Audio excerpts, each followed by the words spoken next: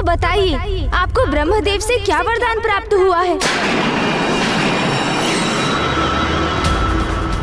गुप्त वरदान। ब्रह्मदेव से गुप्त वरदान प्राप्त किया है मैंने, जिसका भेद मेरे मुख से कभी उजागर नहीं हो सकता। और ब्रह्मदेव भी मेरे वचन से बंधे होने के कारण इसकी चर्चा किसी से नहीं कर सकते। अपनी मृत्यु के भेद को छुपाए रखने में सफल होकर इस दुष्ट ने अपनी सुरक्षा सुनिश्चित कर। किंतु ये हुआ कैसे? बुद्धि का अभाव तो अहंकारी असुरों का स्वभाव होता है। तो फिर इस असुर में गणेश जी की युक्ति को असफल करने की बुद्धि कहां से उत्पन्न हो गई? क्या हुआ? स्तब्ध रह गए ना तुम, तुच्छ गजमुख बालक? मेरे इस उत्तर की अपेक्षा नहीं थी ना तुम्हें? रहस्य है, अवश्य कोई रहस्य है, अन्य असुरों से इसके भिन्न होने के पीछे। अब अपनी माला का जाप संपन्न करके अनंत पीड़ा दूंगा तुम्हें, और तुम्हारी इस क्रीड़ा का अंत करूंगा मैं। एक कीट के समान मसल के रख दूंगा तुझे, तुच्छ गजमुख।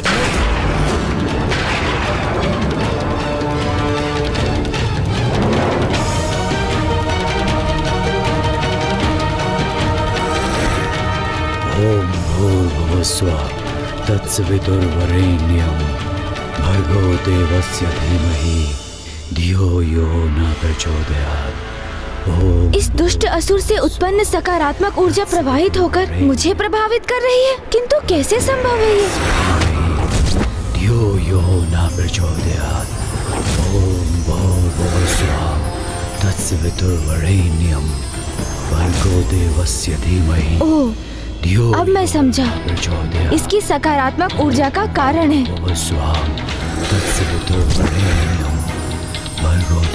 अर्थात ये अवश्य किसी वैदिक मंत्र का जाप कर रहा है।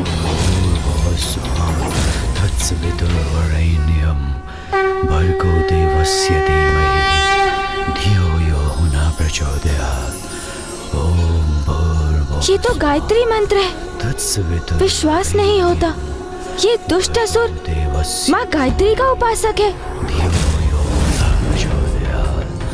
ओम भूर्भुवः स्वः तत्सवितुर्वरेण्यं भर्गो देवस्य धीमहि धियो यो न प्रचोदयात्।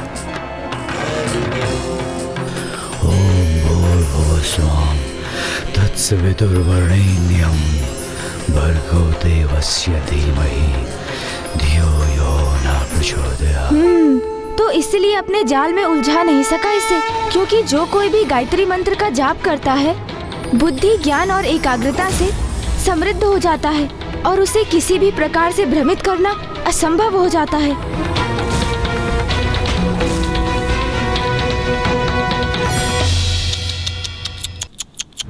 व्यर्थ हो गई ना तुम्हारी योजना, तुच्छ गजमुख। क्या सोचा था तुमने? तुम्हारे जैसे तुच्छ लघुकाय बालक के बिछाए जाल में फंस जाऊंगा मैं? भूल की है तुमने, बहुत बड़ी भूल। मुझ पर अपनी युक्ति का प्रयोग करने का दुस्साहस किया। ये गणेश जी ने स्वयं को किस संकट में डाल दिया? इस दुष्ट असुर से तो युद्ध का भी कोई लाभ नहीं, क्योंकि इसके अंत का रहस्य अभी तक किसी को ज्ञात नहीं। कैसी विडंबना है ये! एक और उधर दुर्गमासुर तामसिक माता को विवश कर रहा है।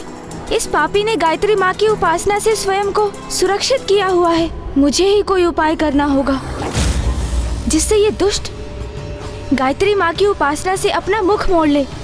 अन्यथा इसके वरदान का रहस्य यदि ज्ञात भी हो गया तो भी इसका वध करना अत्यंत कठिन हो जाएगा।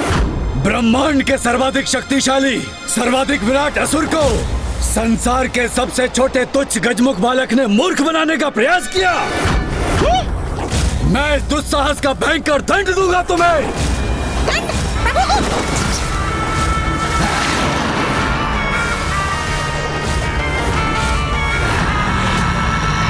समझ गया। सर्वशक्तिशाली आप स्वयं को पुकारते अवश्य हैं असुर जी, किंतु आपको इसकी सत्यता पर संदेह है। क्या कहा तुमने? संदेह और मुझे अपने बल पर असंभव।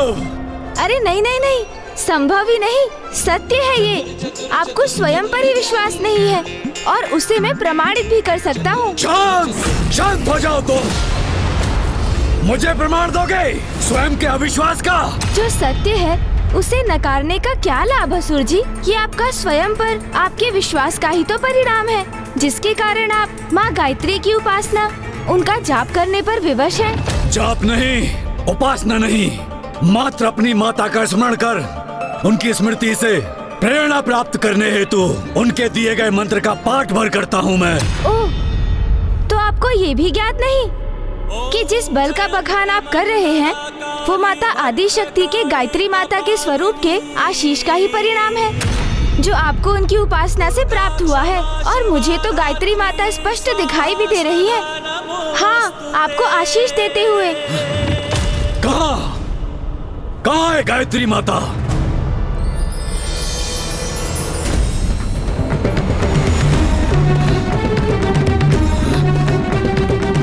यहाँ तो कोई नहीं है गजमुख बालक। मुझे पुनः मूर्ख बनाने का प्रयास कर रहे हो तुम।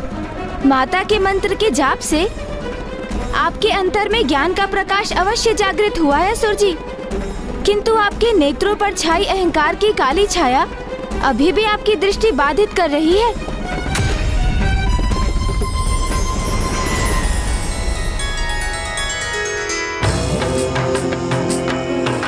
ओम भूर्भुवः स्वः तत्सवितुर्वरेण्यम्।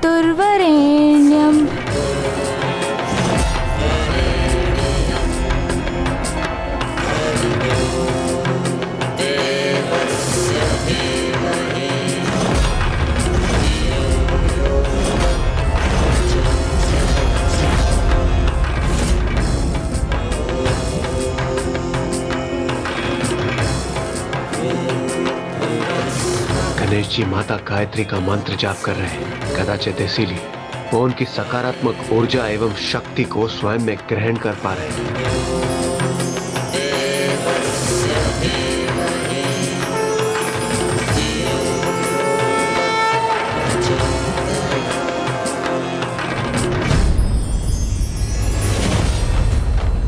इसी मंत्र का जाप करते हैं ना आप असुर जी? वैदिक मंत्रों में सर्वोच्च है जिसका स्थान, सर्वाधिक है जिसकी महिमा, और जब भी आप इसका पाठ करते हैं तो आप ज्ञान के प्रकाश को पाने के सन्मार्ग पर चलने की प्रार्थना करते हैं। ये कैसा दोहरा आचरण है आपका असुर जी? जिन माता आदि शक्ति का विरोध कर उनसे युद्ध करने की आप इच्छा प्रकट कर रहे हैं, उन्हीं की पूजा कर उनसे बल प्राप्त करते हैं। भले ही दंभवश उनकी शक्ति की सत्ता को तो आप स्वीकार नहीं करते, किंतु अवश्य ही भीतर उनको स्वयं से श्रेष्ठ मानकर उनकी पूजा भी करते हैं आप। कैसा परिहास है ये तुम्हारा बालक?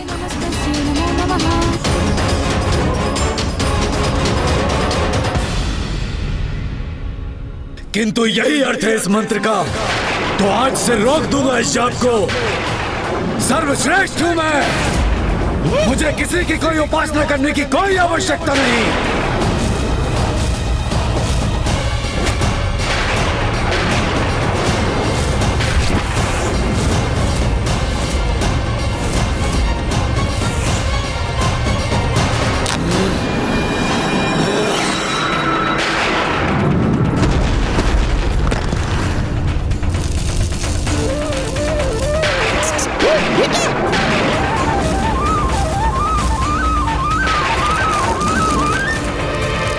सत्य है, विनाश काले विपरीत बुद्धि। यह भी ज्ञात नहीं इस मूर्ख असुर को कि मंत्र के जाप से प्राप्त संपूर्ण शक्ति भक्त की जाप माला में ही संचित होती है।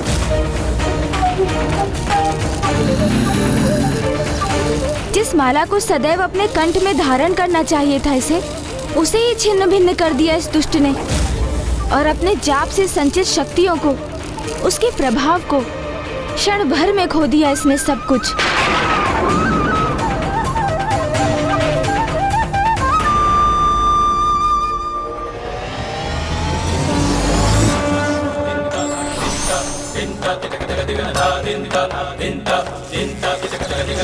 अब तक जो भी सकारात्मक ऊर्जा एवं शक्ति इसे प्राप्त थी, वो मंत्र जाप की माला तोड़कर खो दी इसने।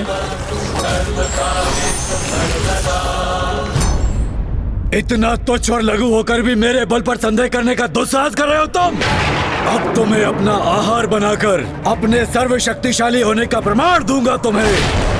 और ये निरीह अशक्त देवता मुझे तुम्हारा आखेट कर देखकर विलक कर रह जाने के लिए विवश होंगे।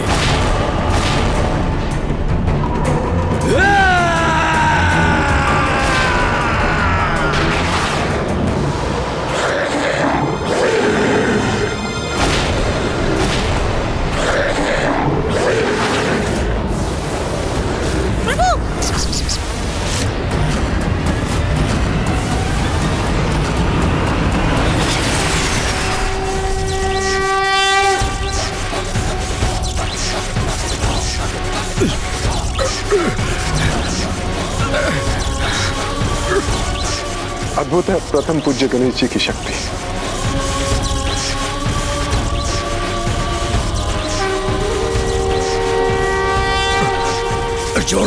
छोड़ दो मुझे गजमुख, छोड़ो मुझे। लो छोड़ दिया।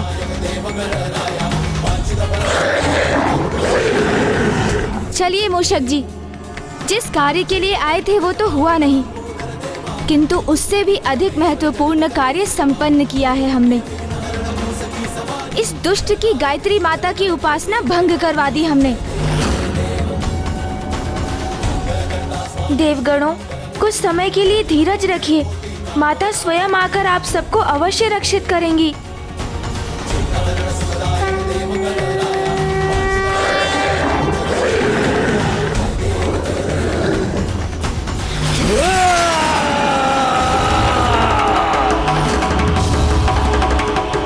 प्रस्थान कहाँ कर रहे हो गजमुख बालक? अभी ये क्रीड़ा शेष है, क्योंकि एक मच्छर अगर सिंह को डंक मारने में सफल हो जाए तो वो सिंह नहीं हो जाता।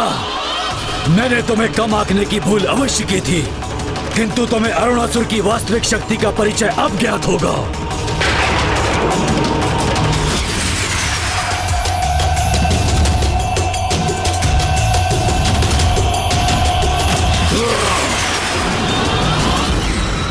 जाइए मेरे मार्ग से असुर जी, आपसे युद्ध करने नहीं आया मैं, क्योंकि जिस युद्ध के लिए आप इतने तत्पर हैं, वही आपके सर्वनाश का कारण बनेगा।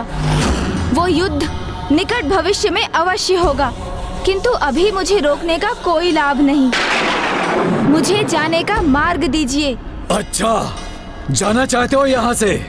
तो प्रयास करके देख लो। तुम्हारा भाग्य यहाँ तुम्हारी मृत्यु के लिए लेके आया है, जो मेरे द्वारा नियत है। तो जाओ। यदि गणेश जी आगे बढ़े तो वो संकट में आ जाएंगे। यहाँ से बाहर जाने वाले मार्ग में तो इस असुर ने भयंकर जाल बिछा रखे। हमें कैसे भी गणेश जी को सावधान करना होगा। थल और आकाश दोनों मार्ग से भीषण लावे का संकट है। गणेश जी, गणेश जी, गणेश जी, गणेश जी। ये तुच्छ देवता कितना भी प्रयास कर लें, किंतु ये तुच्छ गजमुख को सावधान नहीं कर सकेंगे। गणेश जी!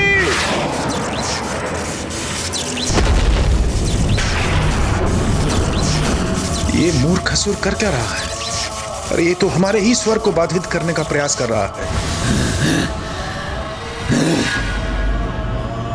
यहाँ से लौटने के पूर्व यदि मैं देवताओं को मुक्त करा सकता तो और अच्छा होता, किंतु यदि माँ ने मुझे इसका आदेश नहीं दिया था तो इसका यही अर्थ है कि ये शुभ कार्य उनके द्वारा ही होगा। वो स्वयं इस दुष्ट का वध कर देवताओं को मुक्त कराएंगी। इस प्रकार नहीं तो उस प्रकार ही सही, किंतु अंत तो तुम्हारा आज ही होकर रहेगा तुच्छ गजमुख। आकार ही कितना है तुम्हारा, इसलिए तुम अपनी मृत्यु के लिए उबलते लावा का चुनावरण करो अथवा धधकती अग्नि का। दोनों ही क्षण भर में तुम्हारा अस्तित्व मिटा देंगे।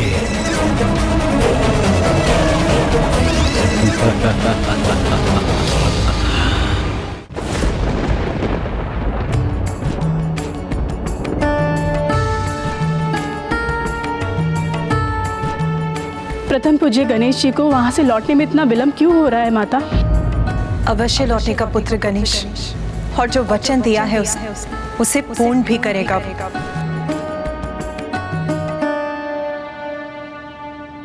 माँ को गणेश पर पूर्ण विश्वास है, किंतु मैं अपनी चिंता कैसे शांत करूं? कदाचित मुझे वहां जाकर देखना चाहिए कि कहीं अनुज गणेश किसी कठिनाई में तो नहीं। वाक युद्ध करते करते कहीं वहां वास्तविक युद्ध तो आरंभ नहीं हो गया।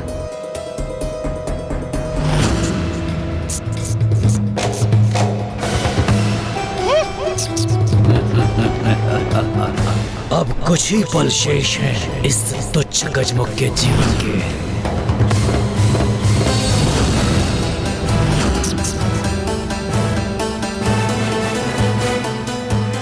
हाँ, एक पग और भरो गजमुख, तब मुझे आनंद आएगा।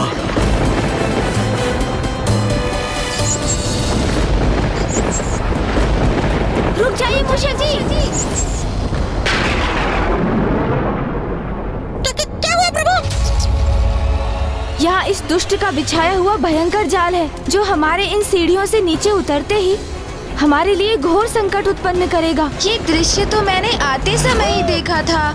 इसे तो ज्ञात हो गया कि इसका बाहर जाना यहाँ से तो असंभव है। तो अब जब उसे ज्ञात हो ही चुका है कि कैसे उसके साथ मैं एक मस्तिष्क परीक्षण क्रीड़ा करने वाला हूँ,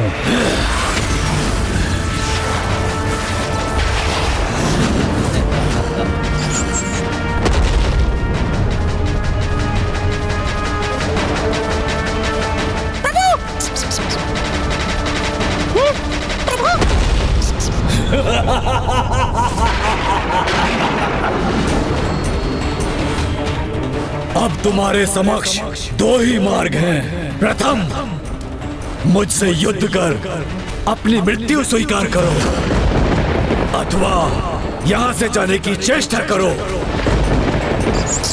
किंतु स्मरण रखना, यदि तुमने थल मार्ग से जाने का प्रयास किया तो उबलता हुआ लावा तुम्हें पिघला देगा, और आकाश मार्ग से जाने का प्रयास किया तो धधकती हुई ज्वाला से झुलसकर नष्ट हो जाओगे तुम। तुम्हारे जैसे छोटे गजमुख को यहाँ आने से पूर्व अनेक बार विचार करना चाहिए था। जब से मैं यहाँ आया हूँ, आप मुझे तुच्छ पुकारकर मुझे स्वयं से निम्न प्रमाणित करने की चेष्टा कर रहे हैं। अपने विशाल काय आकार को लेकर इतना अहंकार क्यों है आपको? आकार ही किसी के सामर्थ्य का सूचक क्यों है आपके लिए? उचित कहा प्रभु। हाँ, ये भी सत्य है कि कुछ स्थिति में आकार सर्वाधिक महत्वपूर्ण अवश्य हो जाता है, जैसे इस समय मेरे नहीं तुम्हारे इस साम्राज्य के लिए।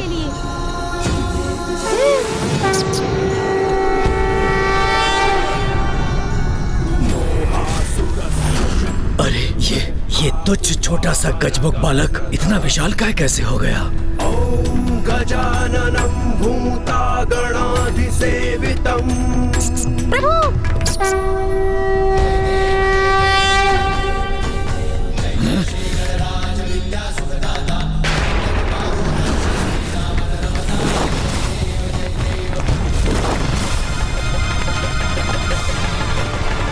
इसके बाहर के प्रभाव से ये स्थल भी विभक्त हो गया, जिसके कारण मेरा भवन वो नष्ट हो रहा है।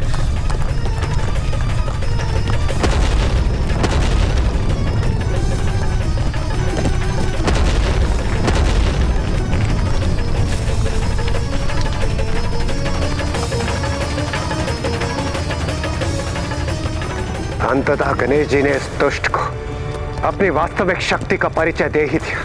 मेरे विचार से आज हम दोनों ने एक अत्यंत महत्वपूर्ण पाठ सीखा है कि हमें अपने शत्रु को कभी कम नहीं आंकना चाहिए।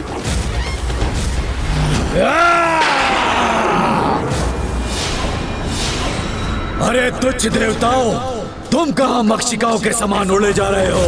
तुम्हें तो कीट पतंगों के समान अपने पैरों में दबा के रखूंगा।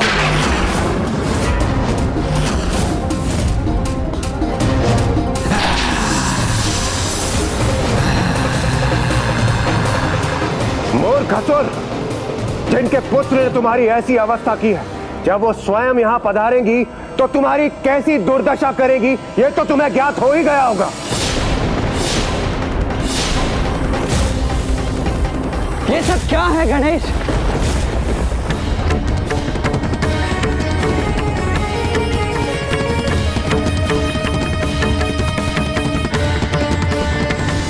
यहाँ क्या करने आए थे तुम? और ये सब क्या कर दिया तुमने? शक्ति प्रदर्शन में देखो कितना विनाश कर दिया है तुमने। और माँ को दिया हुआ वचन, जिस कार्य के लिए उन्होंने तुम्हें यहाँ भेजा था, वो पूर्ण किया ना तुमने? क्या उस असुर के वध का उपाय ज्ञात कर सके तुम? उत्तर दो गणेश। नहीं भैया, किंतु उस दुष्ट को एक उचित पाठ पढ़ाने की बहुत आवश्यकता थी। वो मेरी युक्ति में नहीं उलझा। किंतु आप चिंता ना करें, मैं वो भी अवश्य ज्ञात कर लूंगा भैया। किंतु अब उसकी मृत्यु के कारण को कैसे ज्ञात करेंगे हम, ये मेरी समझ के बाहर है गणेश। खेद है भैया, मैं अरुणासुर को प्राप्त हुए उसके गुप्त वरदान के बारे में कुछ भी ज्ञात नहीं कर सका। मैं मेरी युक्ति में सफल नहीं हो सका। किंतु अब उसकी मृत्यु के कारण को कैसे ज्ञात करेंगे हम, ये मेरी समझ के बाहर है गणेश। जब ब्रह्मदेव ने उसे वो वरदान प्रदान किया तो उस समय उन दोनों के अतिरिक्त वहां और कोई नहीं था। तो उन दोनों के अतिरिक्त और किसे ज्ञात हो सकता है ये रहस्य? अब हम स्वयं तो अतीत में जाकर वो संवाद सुन नहीं सकते ना गणेश।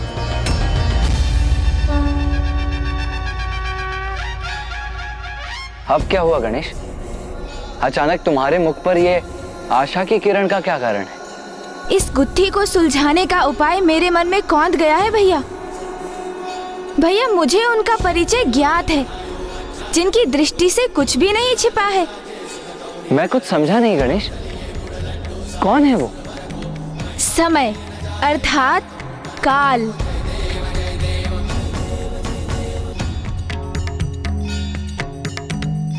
काल को सब ज्ञात है, अर्थात माता कालरात्रि को सब ज्ञात है भैया। बीते समय में जाकर उस रहस्य को उद्घाटित करने में वो हमारी सहायता करेंगी।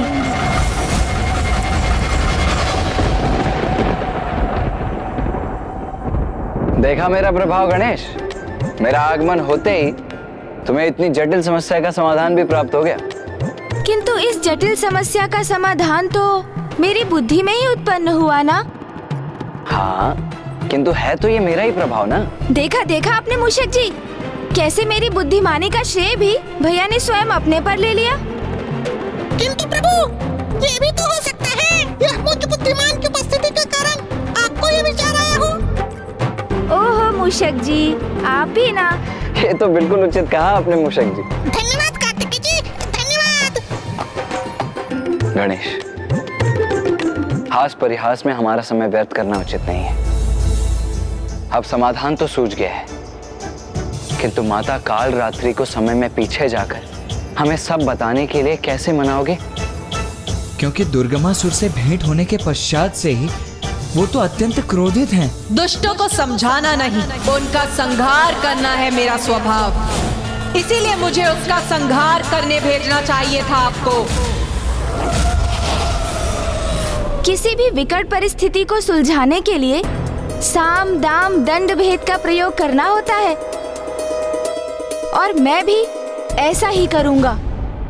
माता के क्रोध की कटुता अपने मीठे मीठे वचनों की मिश्री से मिटा दूंगा मैं। उनका ऐसा मनोहार करूंगा मैं कि वो अवश्य मान जाएंगी भैया। किंतु गणेश, बहुत भयंकर होता है उनका क्रोध। उन्हें मनाना इतना सरल नहीं है। अरे आप देखते जाइए ना भैया, कितनी सरलता से मनाता हूँ मैं उन्हें।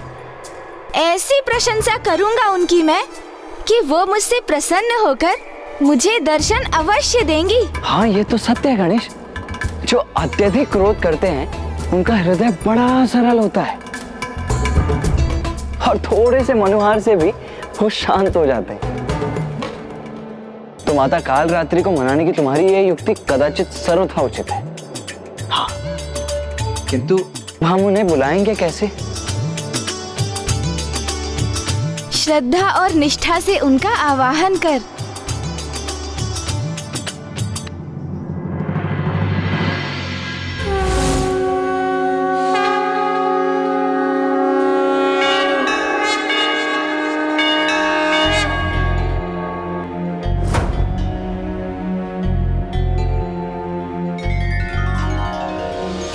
काल रात्रि श्रृङ्खराली च किं कल्याणि कलावती कालमाता कलिदर्पिणी समदिशकुपान्विता कामबीज जपान्दा कमबीज स्वरूपिणी कुमतिघ्नी कुलीनर्तिनाशिनी कुलकामिनी क्लीं ह्रीं श्रीं मन्त्रवर्णेन कालकण्टकघातिनी कृपामयी कृपाधारा कृपापारा कृपागमा कृपामयी कृपाधारा कृपापारा कृपागमा कृपामयी कृपाधारा कृपापारा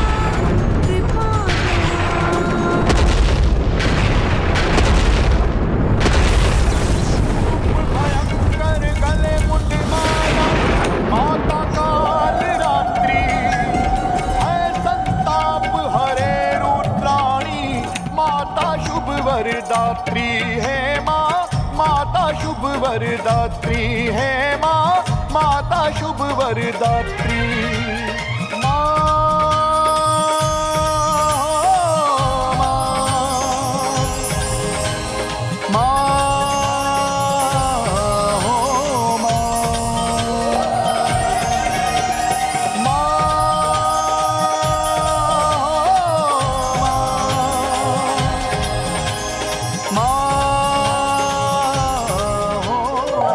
बताओ क्यों आवाहन किया मेरा? माता, मेरी विकट समस्या आप ही समझ सकती हैं और उसका समाधान भी आप ही मुझे बता सकती हैं। क्योंकि जो पूर्व में अवस्था आपकी थी वही अवस्था अब मेरी है, इसलिए मैंने आपका आवाहन किया है माता। क्योंकि माता, जिस प्रकार माँ ने आपको दुर्गमासुर को समझाने के लिए भेजा था, वैसे ही मैं भी माँ के आदेश से अरुणासुर के पास जाने के लिए विवश हुआ। और फिर? किंतु माता, यदि कोई दुष्ट अहंकारी कुछ समझना ही ना चाहे तो उसे भला कोई कैसे समझा सकता है? जैसे आप दुर्गमासुर को समझाने में असफल हुई, उसी प्रकार अरुणासुर की मृत्यु का रहस्य ज्ञात करने में मुझे भी असफलता का सामना करना पड़ा माता। किंतु अब आप ही बताइए ना माता, यदि शीघ्र ही ऐसे दुष्टों का अंत नहीं किया गया तो वे इसी प्रकार पाप कर्मों में लिप्त रहेंगे और पृथ्वी देवी उनके पापों का भार सहने के लिए विवश होती रहेंगी। इसीलिए तो मैंने अपना मत व्यक्त किया था कि इन दुष्टों को अभी इसी क्षण नष्ट कर देना चाहिए। हाँ माता, मेरा भी मत आपके ही समान है और आप तो उसी समय उस दुष्ट दुर्गमासुर का वध कर सकती थी। किंतु मैं चाहता भी तो अरुणासुर का वध करने में अक्षम रहता माता। क्यों? ऐसी कौन सी बाधा है जो तुम्हें अक्षम्य बनाती है? यही माता कि अरुणासुर का मुझे क्या, किसी को उसके वध का उपाय ज्ञात नहीं। ब्रह्मदेव का वरदान और उस वरदान को गुप्त रहने का वचन दोनों ही प्राप्त है उस दुष्ट को। इसलिए जो रहस्य ब्रह्मदेव उजागर नहीं कर सकते वो मैं स्वयं ज्ञात करने गया था माता, किंतु असफल हो गया और अब प्रथम बार माँ के आदेश का पालन करने में असफल होकर लौटना होगा मुझे। किंतु अपना ये असफल लज्जित मुख कैसे दिखाऊंगा माँ को मैं? मेरी असफलता से तो उन्हें बहुत दुख होगा ना माता। और वो तो यही कहेंगी ना माता कि पुत्र, तुम अरुणासुर के वध के रहस्य को उजागर नहीं कर सके, तो उसका वध कैसे करोगे तुम? ऐसा कुछ नहीं होगा पुत्र, तुम निश्चिंत रहो। अरुणासुर का भेद मैं तुम्हें बताऊंगी। कहा था ना भैया कि सरलता से माता को मनुहार से मना लूंगा मैं। चतुर गणेशा तुम्हें निराश होकर नहीं लौटने दूंगी मैं। काल चक्र को विपरीत दिशा में घुमाकर अतीत का वो दृश्य उत्पन्न करूंगी जब अरुणासुर को वो वरदान प्राप्त हुआ था।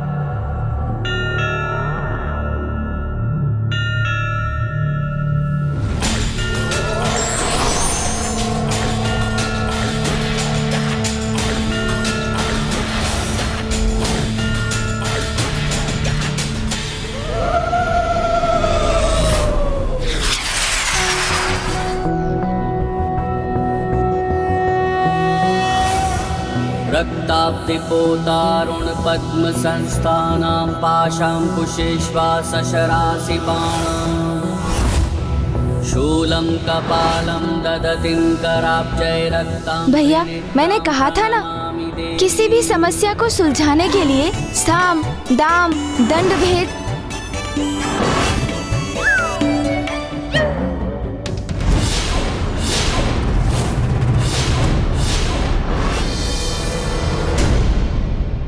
अरे माता, यहाँ क्यों रुक गई आप? ये तो वो दृश्य नहीं है जो हमें देखना है। आप अभी उचित दृश्य पर नहीं पहुँची हैं। विलंब मत करिए ना माता, समय चक्र को थोड़ा और घुमाइए ना। आपको स्मरण है ना, हमें तो वो दृश्य देखना है जिसमें ब्रह्मदेव ने अरुणासुर को वरदान दिया था। हाँ माता।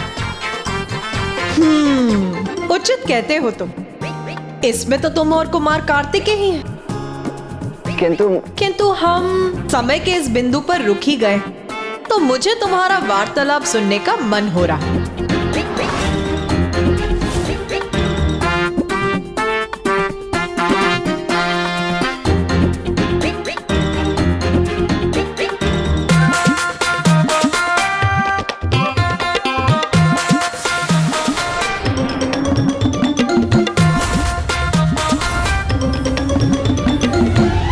विकट परिस्थिति को सुलझाने के लिए साम दाम दंड भेद का प्रयोग करना होता है, और मैं भी ऐसा ही करूंगा। माता के क्रोध की कटुता अपने मीठे मीठे वचनों की मिश्री से मिटा दूंगा मैं। उनका ऐसा मनोहार करूंगा मैं कि वो अवश्य मान जाएंगी। भैया, अरे आप देखते जाइए ना भैया, कितनी सरलता से मनाता हूँ मैं उन्हें।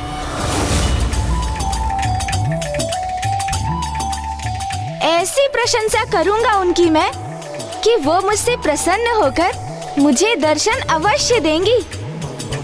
जो अत्यधिक क्रोध करते हैं उनका हृदय बड़ा सरल होता है। तो माता काल रात्रि को मनाने की तुम्हारी यह युक्ति कदाचित सर्वथा उचित है।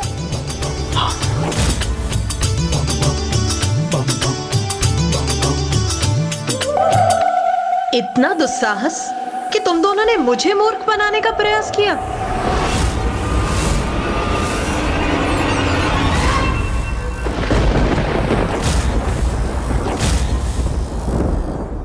मुझे क्षमा कर दीजिए माता, मैंने तो ये शब्द बस भैया को समझाने के लिए बोले थे, और वास्तव में तो भैया ने ही मुझे ये शब्द बोलने के लिए प्रेरित किया था। नहीं माता, मैंने तो मात्र इसकी बात स्वीकार की है। ये भूल इसी की है माता, मेरी नहीं। आपका दोषी यही है।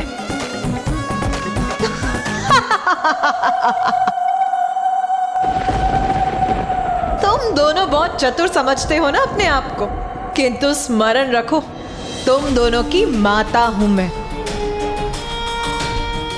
और भली भांति समझती हूं मैं तुम दोनों की चतुराई को।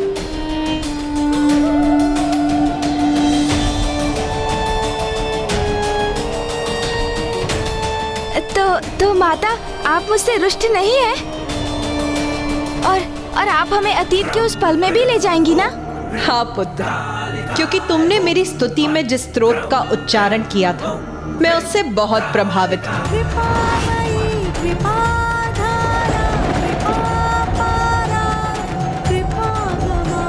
इसीलिए आज मैं ये घोषणा करती हूँ कि तुम्हारे समान जो भी मेरे स्तोत्र का उच्चारण करेगा और उसकी अंतिम पंक्तियों को 3 बार दोहराएगा, मैं उसकी सभी भूलों को क्षमा कर उसकी सहायता के लिए सदा प्रस्तुत होंगी।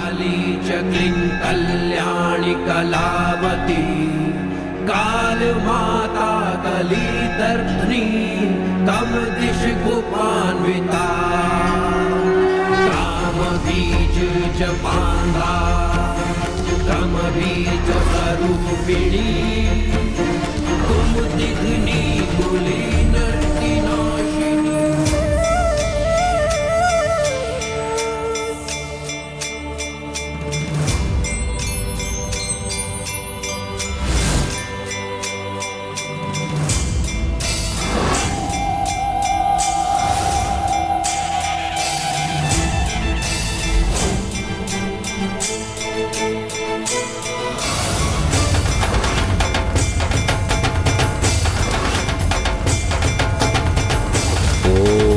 ब्रह्मदेवाय नमः।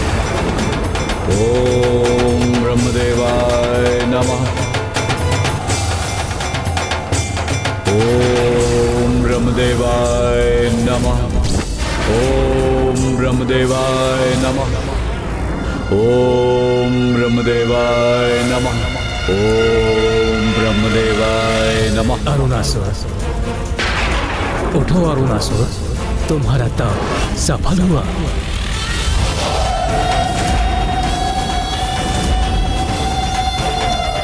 प्रणाम ब्रह्मदेव।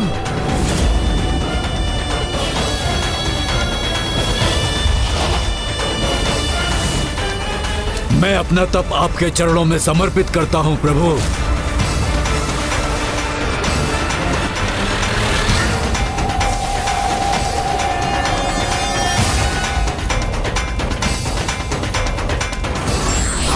और यह भी स्पष्ट करता हूं प्रभु कि मुझे अपने तप और भक्ति के फल स्वरूप अमृत का वरदान चाहिए।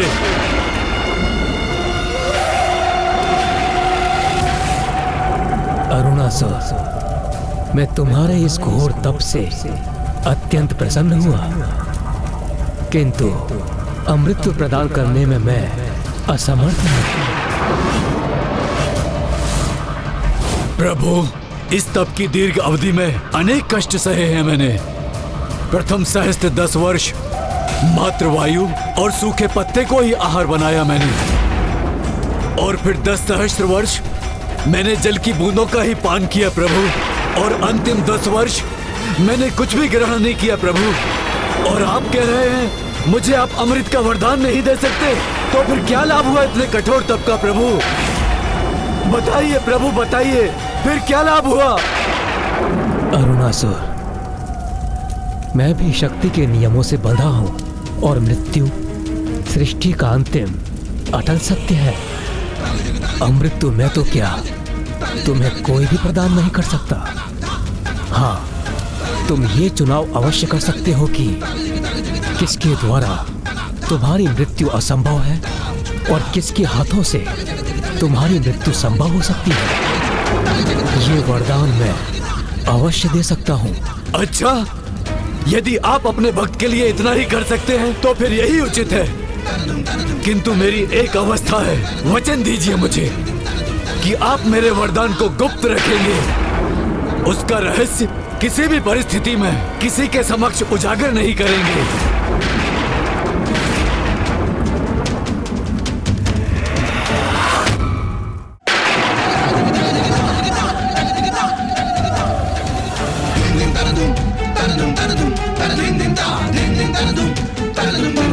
उचित है वत्स, अपने कठोर तप से तुमने अधिकार प्राप्त किया है।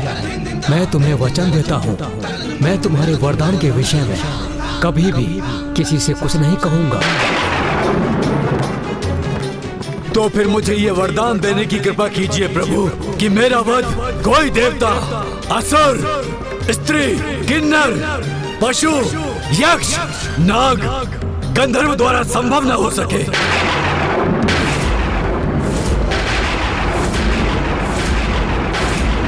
ऐसा कोई जीव भी मेरा संहार न कर सके जिसके 2 अथवा 4 पांव हो। यदि मेरा वध किसी के द्वारा संभव हो, मात्र और मात्र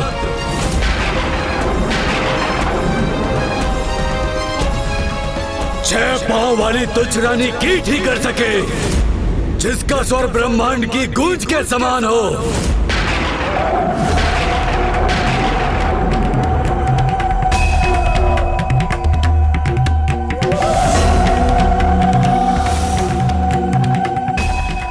तथास्तु तथास्तु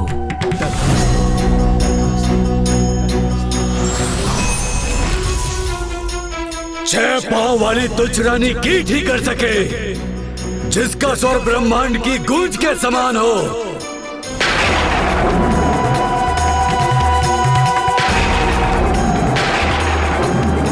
अब तो तुम्हें ज्ञात हो गया ना पुत्र, क्या वरदान प्राप्त किया है उस दुष्ट असुर ने। हाँ माता, उस दुष्ट ने बहुत चतुराई का प्रदर्शन किया है, क्योंकि उसे ये ज्ञात है कि वो गिरगिट होने के कारण अपनी जिह्वा से किसी भी कीट को अपना आहार बना सकता है, और उसने रानी कीट को इसीलिए चुना क्योंकि वो यदा कदा ही गतिशील होती है। किंतु ऐसा कौन सा कीट है जिसके 6 पांव होते हैं और जो ब्रह्मनाद की ध्वनि उत्पन्न करता हो?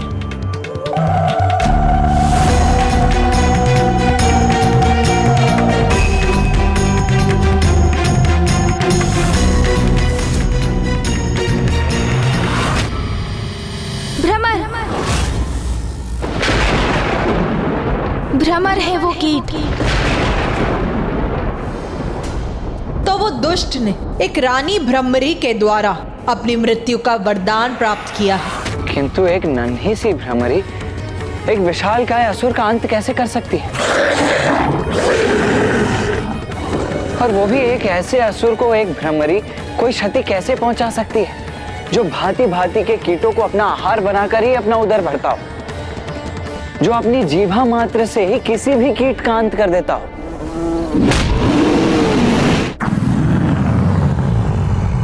भैया, ये किसी साधारण भ्रमरी के लिए कहाँ संभव है? उसके संहार के लिए तो स्वयं माँ को ही भ्रमरों की रानी भ्रमरी का रूप धारण करना होगा।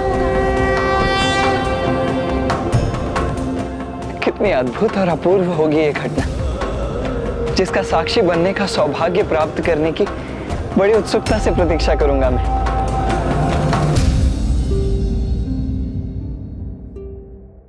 क्या हुआ पुत्र गणेश? अब तो तुम्हें उस दुष्ट के वध करने का उपाय ज्ञात हो गया है, अब क्यों चिंतित हो तुम? माता, मैं यही सोचकर चिंतित हूँ कि संपूर्ण सृष्टि जिनकी पूजा करती है, समस्त देवियाँ जिनकी सेवा कर स्वयं को धन्य समझ रही थी, स्वयं त्रिदेव जिनकी आरती कर रहे थे, वो जो स्वयं संपूर्ण सृष्टि की सर्वे सर्वा है, जिनके कारण ये अंतरिक्ष और ग्रह है, और जो सभी लोगों के उत्पत्ति के कारण भी है, उन देवी माता आदि शक्ति से एक छोटी सी प्राणी एक लघु भ्रमरी का रूप धारण करने के लिए कैसे अनुरोध करेंगे?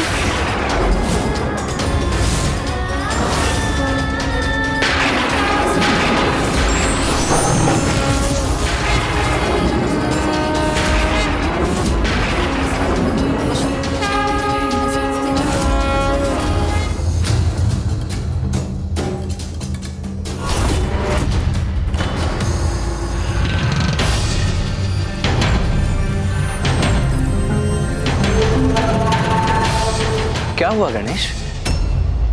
तुम यहाँ स्वर्ग के द्वार तक आकर अचानक रुक क्यों गए? चलो भीतर, माँ प्रतीक्षा कर रही होंगी। भैया, आप मेरे अग्रज है ना, तो इसलिए सर्वप्रथम भीतर जाने का अधिकार तो आपका है।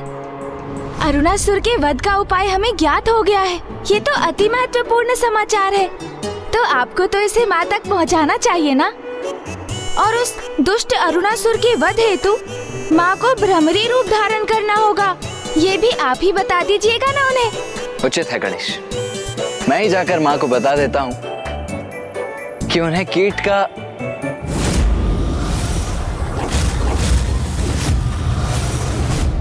ओह, तो गणेश ने बड़ी चतुराई से माँ तक ये समाचार पहुँचाने का भार मुझ पर ही डाल दिया, और कीट का रूप धारण कर उस दुष्ट अरुणासुर का वध करना है, इतना ही तो कहना है ना आपको भैया।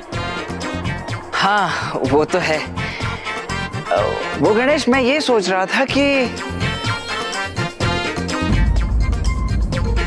अब मैं हाँ कहने के पश्चात गणेश को कैसे बताऊं कि वो कार्य मैं क्यों नहीं कर सकता।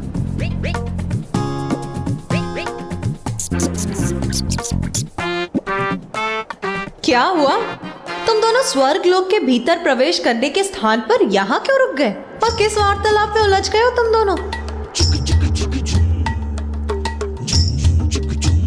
माता, हम तो आप ही की प्रतीक्षा कर रहे थे। क्यों गणेश? वो क्या है ना, क्योंकि जब माता साथ हो तो पुत्रों का आगे रहना उचित नहीं है, इसीलिए आप भीतर प्रवेश कीजिए ना, हम आपके पीछे पीछे प्रवेश करेंगे। क्यों गणेश? हाँ हाँ हाँ हाँ भैया। और माता, अरुणासुर के वध के उपाय के जिस प्रश्न ने हम सभी को उलझा कर रखा था, उसका उत्तर तो आप हमें ज्ञात हो गया है। तो ये समाचार आपके मुख से सुनकर मां कितनी प्रसन्न होंगी, और हाँ, उन्हें ये बताना आपके लिए भी कितना सुखद होगा ना कि अरुणासुर का वध अब निकट ही है। बस उसके लिए मां को एक कीट अर्थात भ्रामरी का रूप धारण करने की देर है बस। क्यों गणेश, है ना? हाँ हाँ हाँ हाँ भैया। हाँ हाँ अवश्य, क्यों नहीं। मैं अवश्य बताऊंगी उन्हें कि किस प्रकार बार बार तुम दोनों मुझसे चतुराई करने के असफल प्रयास कर रहे थे।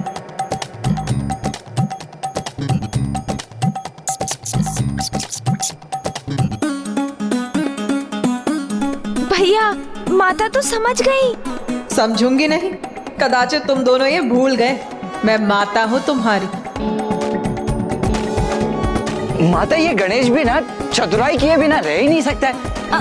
अरे इसमें चतुराई की क्या बात है भैया? आप बड़े हैं ना, तो आपका कर्तव्य है कि आप ये समाचार माँ तक पहुँचाएं। किंतु मैं तो उनका पुत्र हूँ।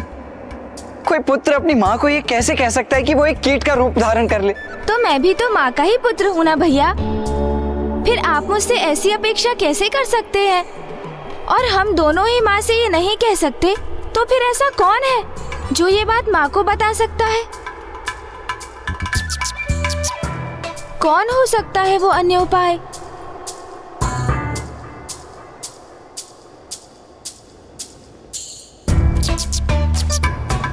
मूषक जी।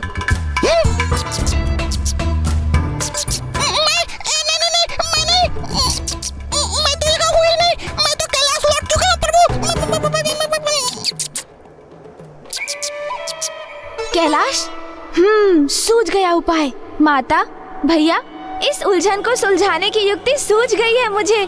तो शीघ्र बताओ गणेश, माँ वहाँ बड़ी अधीरता से प्रतीक्षा कर रही हैं, बताओ शीघ्रता से। आप चिंता मत कीजिए भैया, माँ तक ये सूचना कौन और कैसे पहुँचाएगा, अब तो आप वो मुझ पर ही छोड़ दीजिए। आप तो बस इतना कीजिए कि माँ के निकट पहुँचकर माँ से बस इतना कहिए कि हमें अरुणासुर के वध का उपाय ज्ञात हो गया है।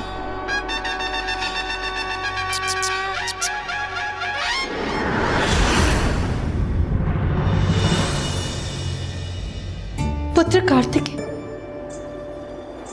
पुत्र, तुम तो गणेश की सूचना प्राप्त करने गए थे ना, तो कहो गणेश कुशल तो है ना?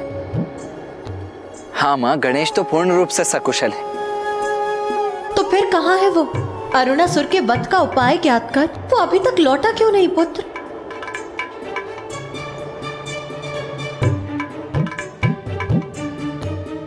माँ, गणेश आने ही वाला है और उसने कहा है कि वो जैसे ही आएगा वैसे ही आपको अरुणासुर के वध का उपाय स्वतः ही ज्ञात हो जाएगा। स्वतः ही ज्ञात हो जाएगा?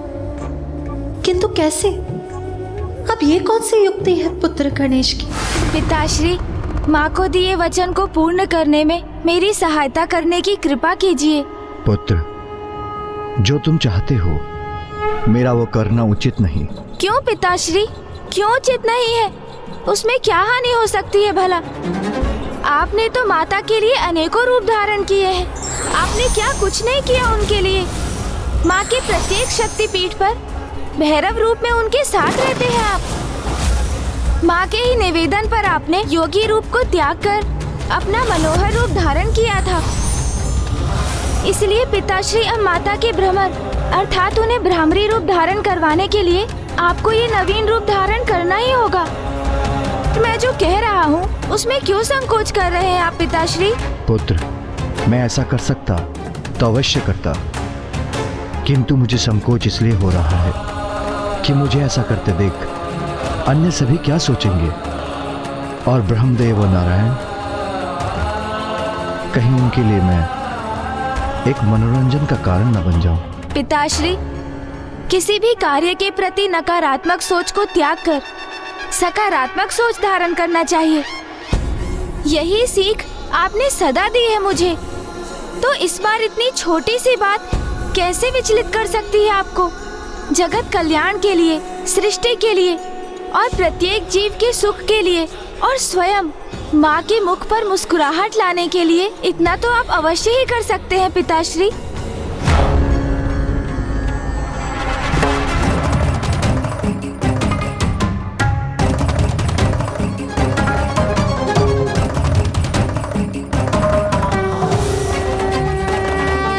अब अधिक विचार मत कीजिए पिताश्री। जगत के जीवों की भलाई के लिए, माता की मुस्कुराहट के लिए मेरा अनुरोध स्वीकार कीजिए।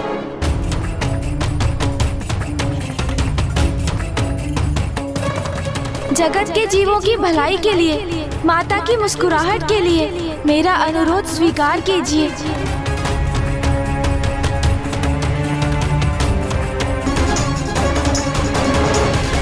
उचित है पुत्र, जो तुम चाहते हो मैं धारण करूंगा वो रूप। फिर तुम मुझे उस रूप में स्वर्ग लोक ले जाओगे, जहां तुम्हारी माँ तुम्हारी प्रतीक्षा कर रही है।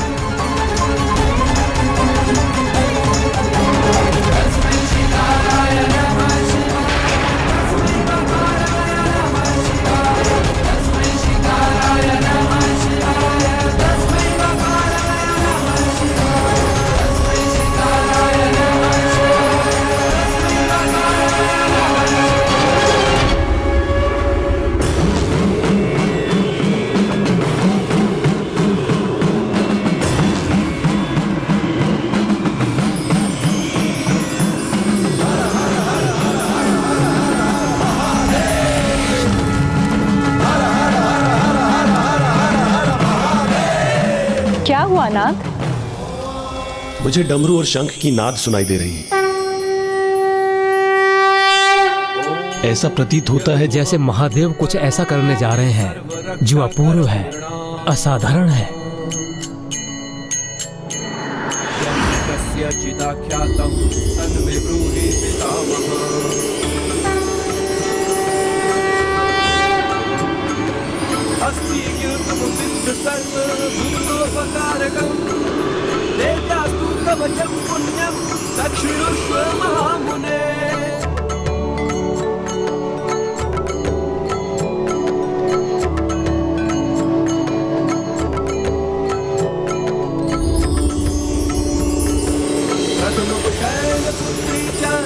अद्भुत! इस रूप को धारण करने के लिए आपका कोटि कोटि धन्यवाद पिताश्री। मुझे आज्ञा दीजिए पिताश्री, ताकि मैं आपको इस सहस्त्रार कमल पुष्प के रूप में माँ के समक्ष लेकर जा सकूं।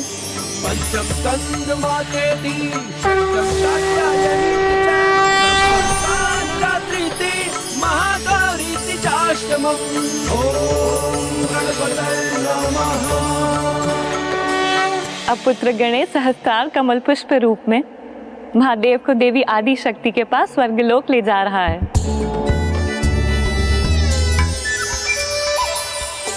अपनी पत्नी के प्रति अपना प्रेम व्यक्त करने के लिए महादेव ने कमल पुष्प रूप धारण कर लिया है। और आप प्रभु, आपने तो कभी अपने भार्या के केसों में एक फूल तक भेंट नहीं किया।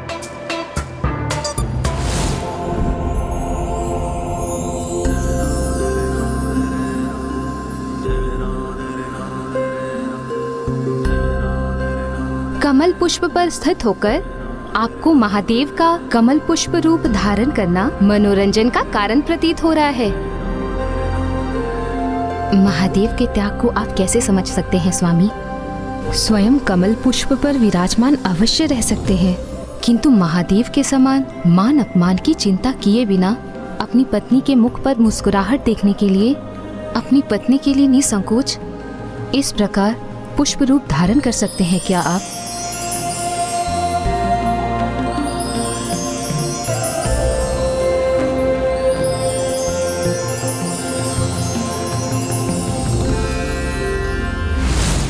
अधीर हो रही हूं मैं और ससुर का अंत करने के लिए जिसका उपाय गणेश ही बता सकता है मुझे। किंतु कहाँ है पुत्र गणेश? वो अभी तक लौटा क्यों नहीं?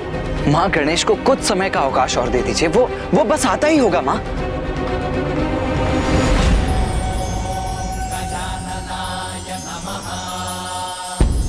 पिताश्री, मैं आपको यहाँ कहाँ स्थापित करूं?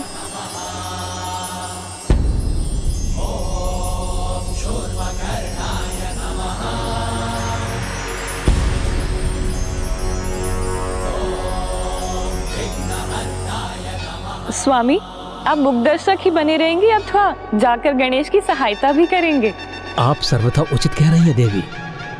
हमें वहां जाकर गणेश की सहायता करनी चाहिए।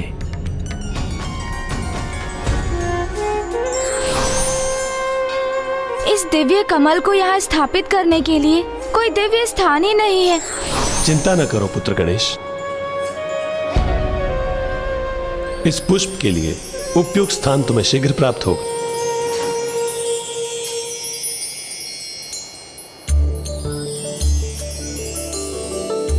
अति सुंदर, कितना अपूर्व, कितना सुंदर दृश्य है ये।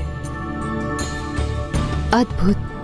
कितनी असाधारण दिव्यता है इस दिव्य कमल पुष्प की। कमल पुष्प कितना भी दिव्य क्यों ना हो, किंतु उसका उपयुक्त स्थान कीचड़ ही होता है। यही तो मेरी उलझन का कारण है माता। स्वर्ग लोक में कीचड़ कहाँ से उत्पन्न करूं? जब जगत कल्याण हेतु महादेव पुष्प का रूप धारण कर सकते हैं तो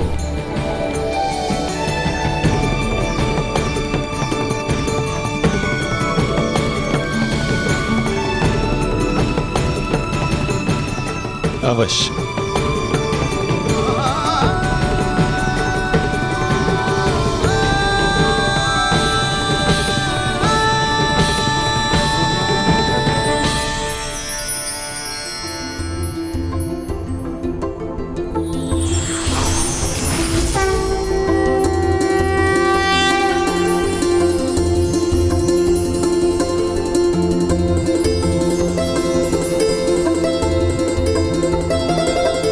धन्यवाद मामा श्री, प्रभु श्री नारायण।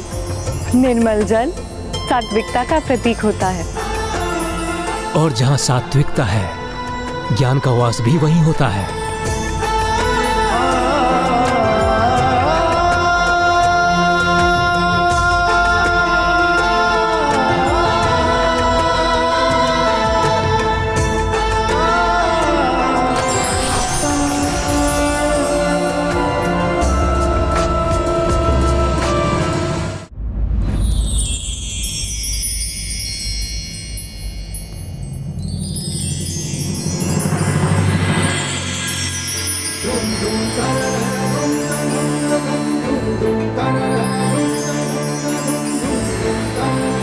नारायण की शुद्धता और निर्मलता का जब सृष्टि के समस्त ज्ञान के धारक ब्रह्मदेव से संयोग होता है, तभी उस स्थान पर पूर्ण ज्ञान रूपी सहस्त्रार कमल स्वयं महादेव के स्थित होने का आधार तैयार होता है।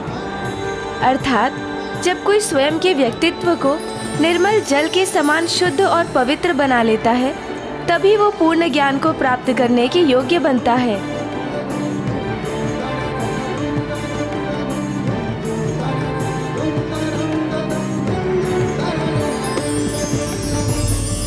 और सरल शब्दों में कहूँ तो यहाँ तीनों त्रिदेव इसका प्रतीक हैं।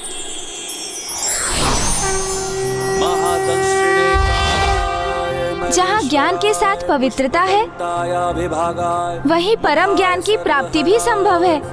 हिरण्यश्रवसे द्वारिणे भीमाय भीम पराक्रमाय ओम नमो नमः।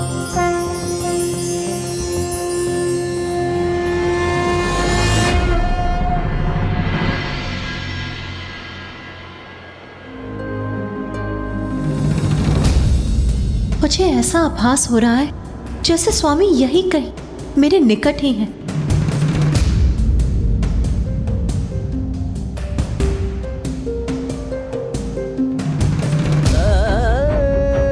किंतु यदि वो मेरे निकट है तो मेरे सम्मुख क्यों नहीं आ रहे हैं?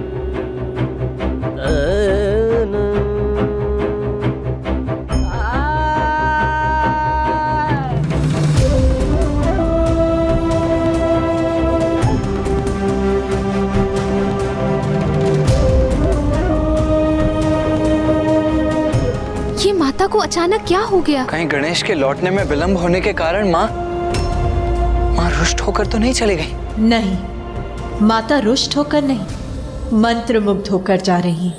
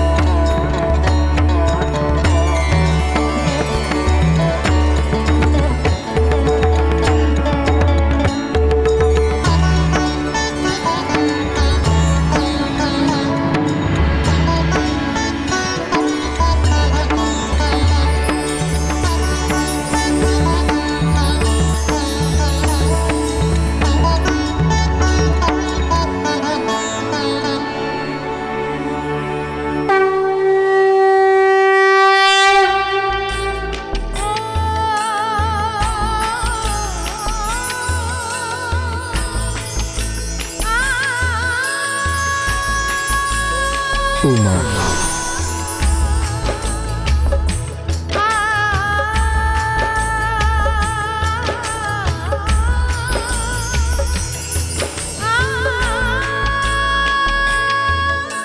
स्वामी,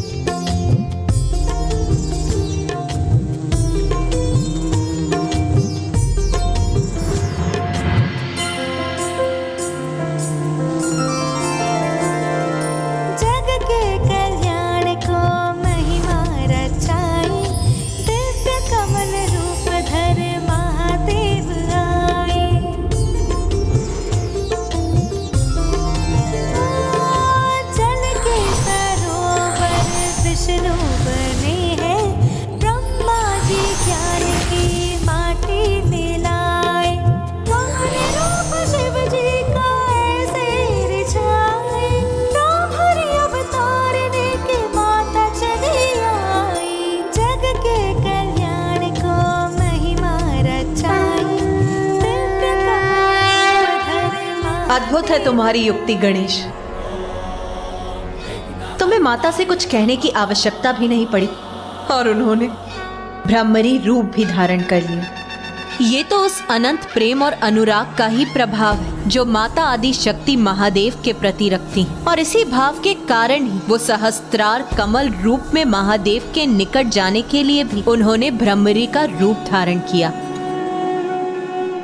माता ब्रह्मरी देवी की, माता ब्रह्मरी देवी की, माता ब्रह्मरी देवी की, माता ब्रह्मरी देवी की। उमा, आपके इसी ब्रह्मरी अवतार को संसार के सम्मुख लाने के लिए ही मुझे कमल पुष्प का रूप धारण करना पड़ा।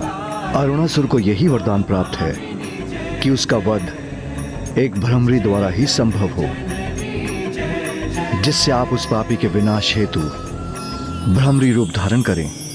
ब्रह्म, कीट, जननी, साधारण कीट हो या कोई अन्य जीव, सृष्टि के सभी चराचर जीवों की जननी मैं ही तो हूं। तो भला मुझे एक कीट का रूप धारण करने में क्या आपत्ति होती स्वामी? इसके लिए आपको इतने कष्ट उठाने की कोई आवश्यकता नहीं थी। सर्वथा सत्य है आपका ये कथन, किंतु इससे मुझे कोई कष्ट नहीं, अपितु ये तो मेरा सौभाग्य है और अरुणासुर का ये दुर्भाग्य, क्योंकि अब उसका अंत समय आ चुका है। उसके पापों की गागर भर चुकी है।